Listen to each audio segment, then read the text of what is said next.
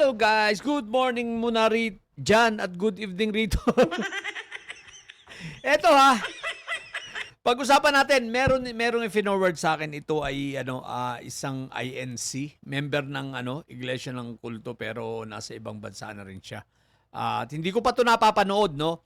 Yung una pa lang bungad, pero minabuti ko na hindi panoorin para sa ganun sama-sama tayo na manood at sabay-sabay nating komentuhan. Okay? So, let's go! Panoorin natin at habang pinapanood natin ay komentuhan natin dahil medyo mahaba-haba yata ito. Parang 6 na minuto yata, no? Sige, okay. So, let's go. Pakinggan natin ang kanyang sasabihin. Wala sana akong balak mag-heels about sa politics sa Pilipinas because I don't have a right to say my comments. Mula nung last month. Teka lang mababasa natin sa sa title nung kanyang rito sa video niya. Masakit sa kalooban ko bilang isang membro ng Iglesia ni Cristo naging ganito. So, doon pa lang makikita natin mukhang may mga may mga sasabihing mga grievances o hinanakit o kung ano paman patungkol sa kanyang reliyon. Okay, tuloy natin. Nung nag-oath-taking ako being a Canadian citizen, wala na akong rights. Kung ano man ang mga pangyayari, kung ano. Yes, totoo naman yun. Basta naging citizen ka na. Pero kailangan pwede naman magdudual ka. Kaya lang, syempre, hindi ka na talaga pwedeng bumoto sa Pilipinas kasi nga, hindi ka na Pilipino. Diba? Ano man ang nangyayari sa Pilipinas, wala na akong rights kasi wala na rin akong karapatang bumoto. Pero sa mga OFW hindi porke ikaw ay citizen na sa ibang bansa, kailangan alisin natin yung pag-iisip na ganito na nawalan ka lang ng karapatang bumoto pero may karapatan ka pa rin na sabihin natin na karapatan mo pa rin ang magmalasakit para sa ating bansa sapagkat ano pa man, kahit ikaw ay ibang citizenship na, Filipino ka pa rin, di ba? Lagi nating tatandaan yan. Kasi yung dugo mo naman hindi napaltan Nananatili at nananalaytay sa iyo ang pagiging dugong Pilipino. Kung para sa bansa, dapat makikialam pa rin tayo. Okay? Hindi hadlang yung pagiging ibang citizen ka na, ikaw ay naninirahan sa ibang bansa, dapat wala kang pakialam. Yan prinsipyo ng mga didilis, ganyan. Pero sa mga matitinong tao at nagmamahal sa bansa, hindi po. So, ate ito si ate INC to, pero syempre hindi ko naman siya babarahin dahil mukhang maayos naman at yun nga, nalulungkot siya sa naging sitwasyon ng kanyang reliyon na kulto, So, ate, basta tanggalin mo sa isip mo, nasa Canada ka naman, pareho tayo. Hindi dapat na wala kang pakialam. Meron pa rin tayong pakialam kahit nandito tayo sa Canada. Okay? Wala na akong karapatan, hindi na ako Pilipino. Pero ang masakit sa akin is, bakit nagkagulo ang relihiyon ko? Yun lang. Bakit nagkagulo ni minsan hindi masagi sa isipan ko na umabot sa punto na ganito ang mangyayari sa relihiyon ko. Nakisawsaw sa politika. Totoo naman yun. Pero, kasi nga, guys, ang itinuturo naman, maging ng ating batas, meron kasi talagang separation of church and state, So, magkahiwalay yan at talagang sa batas natin, kung talagang itong mga tulad nitong kultong ito, kung ito lang ay talagang sumusunod sa batas, hindi dapat ito sumasawsaw sa mga business ng gobyerno. Katulad na lang niyang kay Marco Tae na yan, di ba? So, tama si ate. Talagang maguguluhan si ate kasi kung ikaw nakakaintindi ng batas at ang iyo namang pagsali sa relihiyon ay para talagang pagsamba sa Diyos ang layunin, talagang maguguluhan ka at sasamaan loob mo kung ganyang pumapasok na sa anong tawag rito? Pumapasok na sa mga business o mga gawain ng executive o ng gobyerno, di ba ga? What the heck? po ay isang iglesia. Okay. O yan, iglesia daw Handog siya. po ako sa iglesia, pero hindi masagi. O, Noong handog siya ha, bata ako. handog. Alam ko, ang pang-intindi ko yung mga handog, simula bata pa yan ha. Yan yung mga simula bata pa lang, INC na. So handog siya, ibig sabihin talagang malalim. Hindi ito yung na-recruit ng matanda na. Ibig sabihin, bata pa lang siya. Ano na siya. Baka nga yung handog, isinilang siya Baka isinilang na siyang isinilang na siyang miyembro ng kultong ito. Kaya masakit nga sa kanya. Hanggang sa ngayon, hindi ko masagi. Napa-question din ako. Bakit kaya ang binubuto ng relihiyon ko, mostly ay mga korap? Bakit? O yun ang katanungan na maganda. Yun ang magandang tanong ni ate. Bakit? Bakit nga naman binoboto, no, ng reliyon niya yung mga politikong korap? Yan ang dapat tanong ng mga matitinong INC. Gayahin nyo si ate, ganito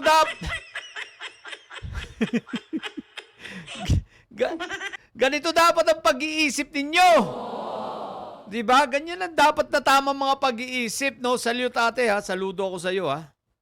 Ko napa-question yan? Ay teka lang ha, ate, saludo ako ha. Talagang meron. Alam mo, marami naman akong kakakilalang matitinong membro nitong kultong ito. O kaya nga minsan nahihiya din ako sa kanila kapag tinatawag kong kulto. Kaya lang, anong gagawin ko? Katotohanan naman. Kasi yung mga kakilala ko, mababait naman. Kaya lang, wala tayong magagawa Ganun talaga Kumbaga, real talk lang, di ba? No hard feelings. Pero kaibigan ko naman sila.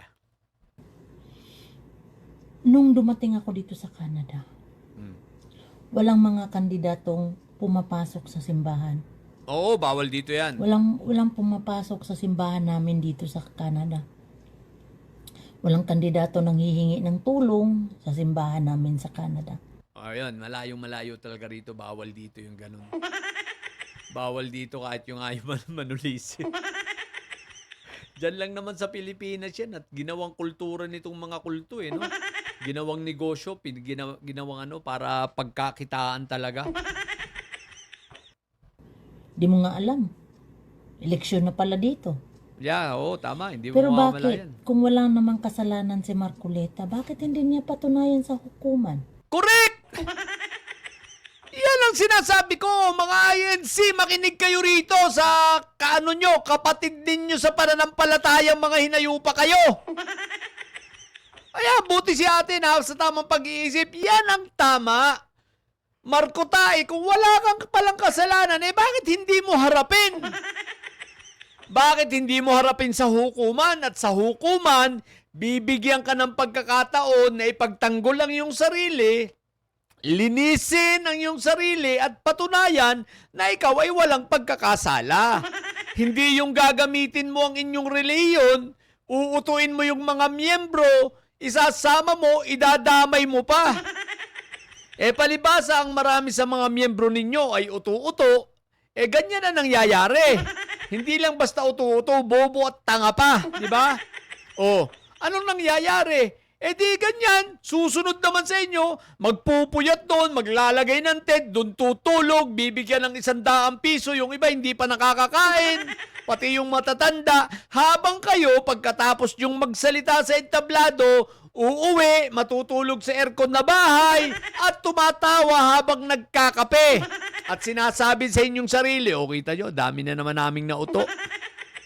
Di ba ga? Mga siraulo. Doon niya sasabihin. Doon niya ilabas Tama. ang ebidensya niya. Correct. Bakit nakisali yung iglesia dyan? Yun ang Mula tama. nung naluklok sa gobyerno at naging senador si Marcoleta, nakakaladkad ang relihiyon ko kasama si Marcoleta. Yan ang totoo. Pero guys hindi lang si ate, meron ako mga nakalalang mga Pilipino rin na mga miyembro ng INC na galit kay Marcoleta. At hindi lang kay Marcoleta, galit na mismo sa kanilang reliyon at sila, sabi nila, bagamat hindi sila alis pero sila daw ay nalulungkot. Ate, hindi ka nag-iisa. Marami akong nakausap ng mga Pilipino, no? Na hindi sila sumusuporta kay Marcoleta. Tama ang prinsipyo ni ate. Tama ang kanyang katanungan. Valid ito, ha? Alam mo, hindi ko gusto si Marcoleta. Oh, Hindi yan, ha? naman lahat din ng iglesia mababait. Oh, tama. Sino ba ang nag-usig sa akin? Kapwa ko iglesia. Grabe, no? Yan ang masakit. O yun, inusig pala siya dahil sa hindi niya pagsuporta kay Marco Tae, inusig siya ng kapwa niya iglesia. Ay, ate, ito si ate, masasabi ko, isa sa mga matino na masasabi natin na mga miyembro nitong iglesia ni Kulto. Pero yung umuusig rito, isang siraulo yun. Isa pa yung may sayad. Lahat ng mga sumusuporta kay Marco Tae may sayad. Paano ba namang hindi kayo matatawaging may sayad? Ang sabi ninyo, gusto nyo accountability, papanagutin ang may mga sala. Ngayong nag-imbestiga, no? At mismong galing sa bunganga ni Marco Tae na siya ay tumanggap ng 75 million at hindi isinulat sa SOSE. Di ba? Tapos sasabihin nyo, malinis siya. Ibig sabihin, hindi pala pagkakamali yung hindi pagsulat sa SOSE. So, ginagawa nyong tama yung mali na mga hinayupa kayo. Ang tanga nyo. Pero hindi na natin balikan yun. Grabe ang tutol ko. Pero bakit? Napa-question ako. Binuto nyo si Marcos, mga iglesia.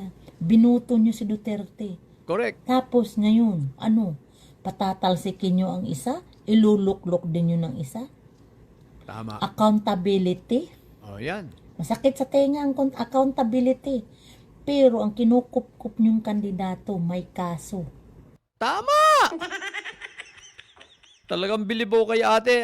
Good job ate, ha? Good job, good job. Kung nasa ka man, pag nagkita tayo, kung ikaw ay nasa Alberta, pag nakita kita, ititreat kita ate ng steak. Seryoso ako, ha? Kung nasa Alberta ka lang, PM mo ako. Mag-meet tayo. At ikaw ay ma-treat ko man lang. Kahit maaring ikaw ay INC nga, di ba ga? Pero at least ikaw yung matino, no? Pero yung mga kasamahan mo ay Diyos ko po, Rudy! Ando, sa Liwasang Bonifacio. Inuulan, inawambon, habang yung kanilang mga nagpapunta ron, nasa aircon. Diba? Katanga lang, hinayupak. Sige. Galing sa bunganga ni Marcoleta lahat kung ano Correct. man ang nangyayari sa kanya ngayon. Tama. Siya ang may dahilan. Oh, yan. Bakit nagkukubli siya sa simbahan? O yan, kita mo. Sakto si ate. O ha? Mga INC na mga siraulong iba, yung mga miyembro ng kultong mga bobo, makinig kayo. Ayan, tama ang sinabi ni ate. Si Marco Tae ang may kasalanan, kung bakit siya nagkakaganyan, tapos nagkukubli siya ngayon sa simbahan. O, di ba? Yung pamunuan mismo ng INC sa Pilipinas, bobo eh. Tapos may spokesperson pa silang isang bobo rin. Di ba? Ang pagkaalala ko, ang nagisnan ko, bumoto lang tayo. Pagkatapos ng boto natin, pagkatapos ng eleksyon, hindi na tayo maging involved sa politika. Bakit ngayon? Masakit sa kalooban ko bilang membro ng iglesia na marami nang gustong ipatiwalag ako. Naku, ayan na nga po. Marami lang gustong ipatiwalag siya. Ate, humanda ka. Ibabash ka ng maraming mga kapwa mo ay rin, no? At sasabihin sa'yo, ikaw ay fake. Hindi sila maniniwalang ikaw ay handog. Sasabihin pakawala ka. At higit sa lahat, itatanungin ka nila kung ilan ang natanggap mong malita.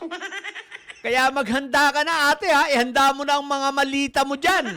Sasabihin sa'yo ng kapwa mo, mga miyembro ng INC, no? Yung mga kultong mga siraulo, no? Except sa'yo, syempre, maayos ka eh. Ibig ko sabihin, sasabihin nila sa'yo, kolorum ka.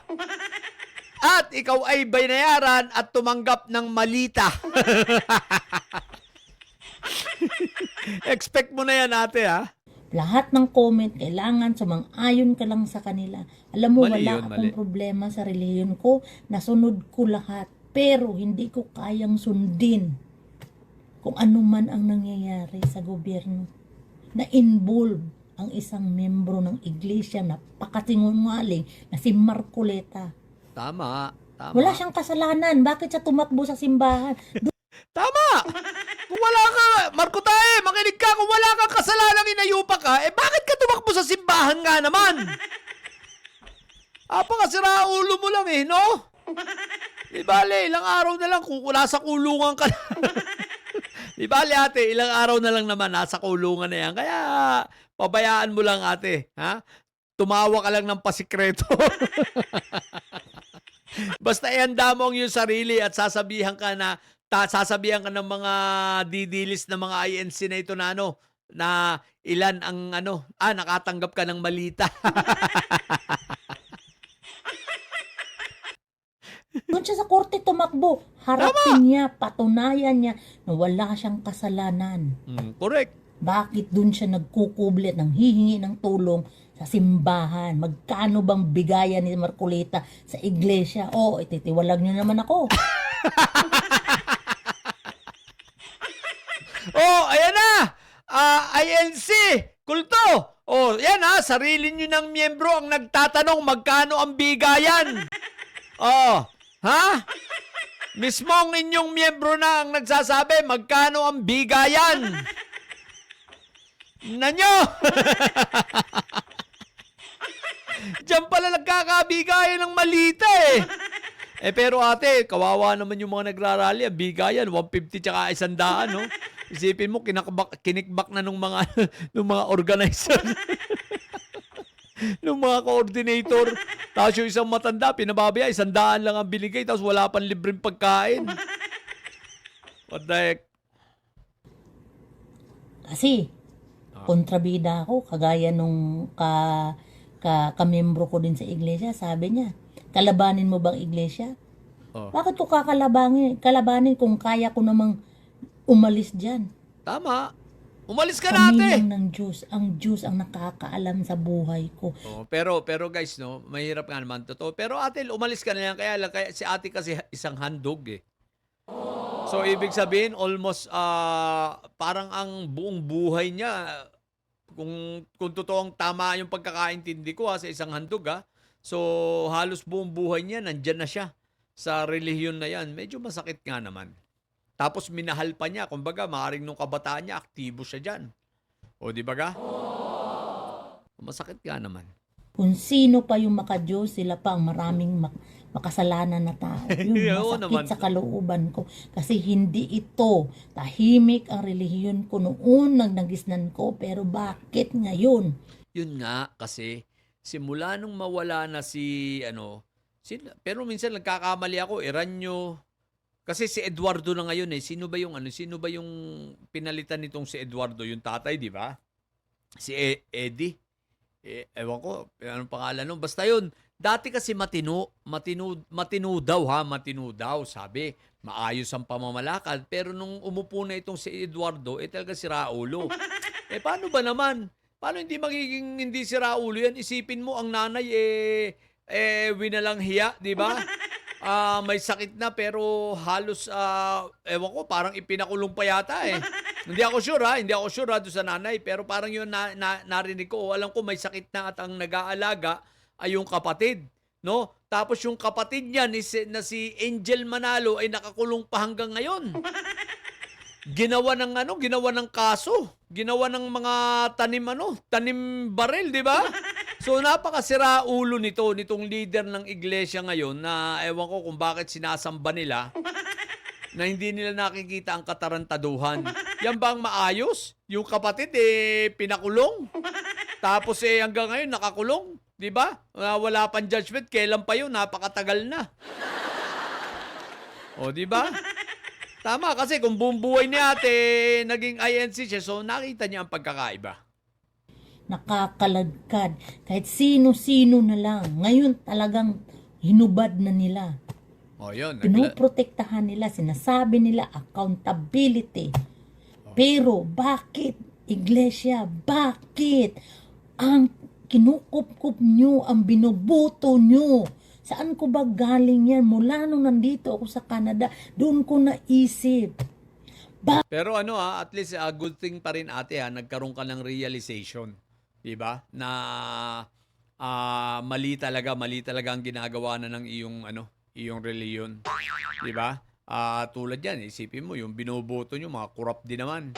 At higit sa lahat, si Marco Taing nga, nagkukubli sa likod ng inyong reliyon.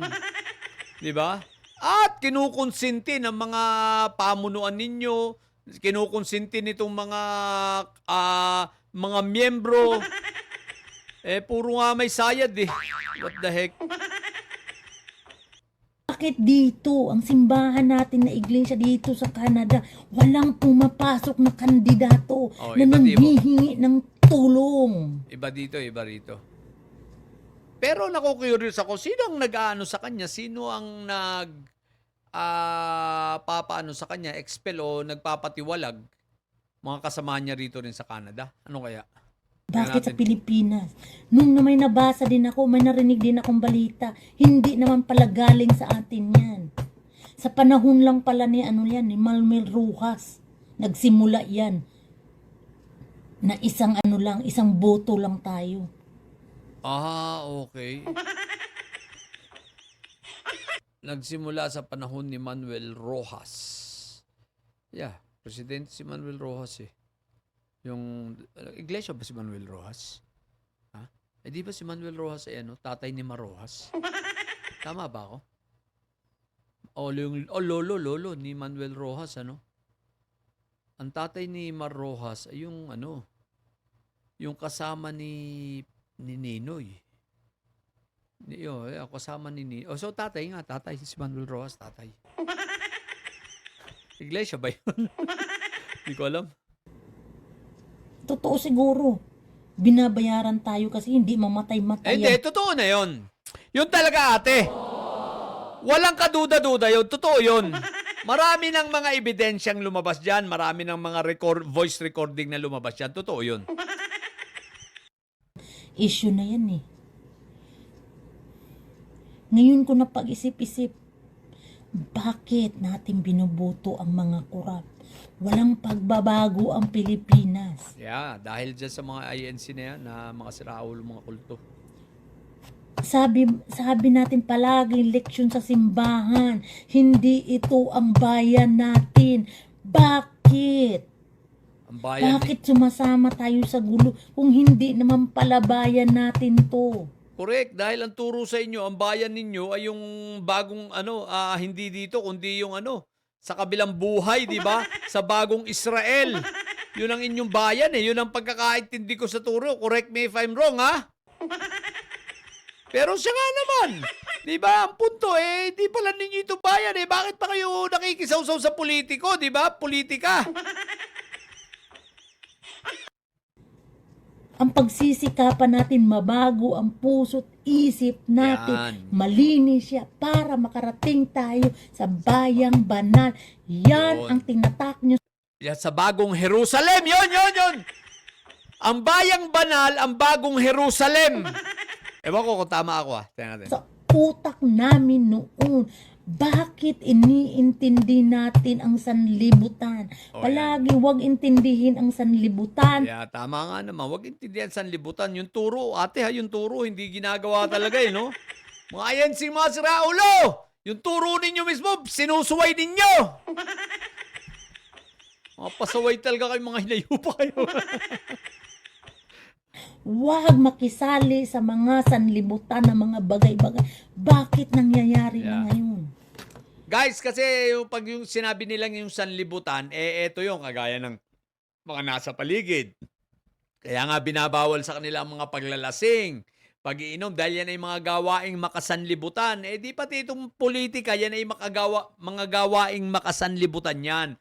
O mga INC nga naman, bakit nga naman kayo sumasaw-saw ron? Parang talagang pasaway kayo no? Hindi ninyo sinusunod ang turo Diba? Mga siraulo talaga.